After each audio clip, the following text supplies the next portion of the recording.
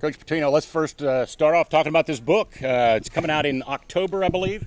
It is called One Day Contract, and I've sort of been living that way the last 3 years, as if I had a one-day contract. Now, I don't want to tell my athletic director that, but I've been living that way. You don't have a one-day contract now. I think that buys you 5 years if you win a title, no? I'm living on a one-day contract because it gets the most out of your abilities. You know, if you doing your job had one day to renew it the next day, just think of how much you'd get out of each day. And that's the whole premise behind it.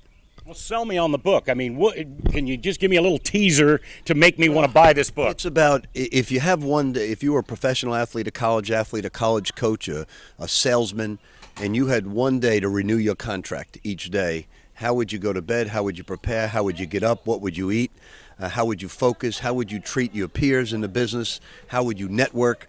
So it's all about getting the most out of each day and treating it as if you have one day to prove yourself. And we certainly tried to live by that this year as a basketball team, because we talked about that one-day contract all season long.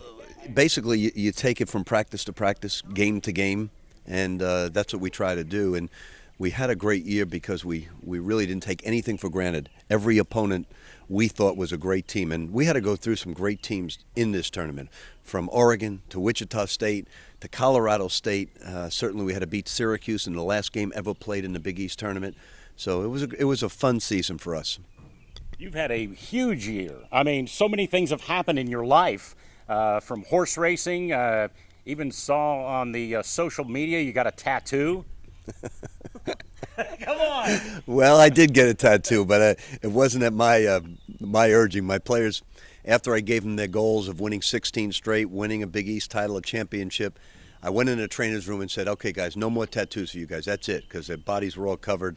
And they said to me, "Well, if we win 16 straight and win a national championship, will you get a tattoo?"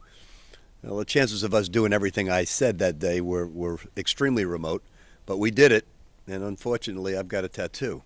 Horse racing. Your comments about, hey, you won the Santa Anita Derby. I know everybody remembers the Derby. Yep. But Santa Anita, you did win that with this horse. We did. Golden Sense is a real good horse, more of a mile horse than a Kentucky Derby type horse. One of the fastest milers in the country, and going to run pretty soon, I think, out of Del Mar. Just an open-ended question. What are you doing the rest of the summer? And I know July is recruiting. We're not going to talk about that. But just tell me what you're doing for the rest of your summer, and how long did you spend in Myrtle Beach, and when are you leaving, and the whole thing? Well, I've spent 3 hours here, and basically we spend about 3 weeks out of the month recruiting, Wednesday to Sunday in the month of July, college coaches. And then August, you get ready. You have 2 weeks to get ready for school. We start up about August 21st.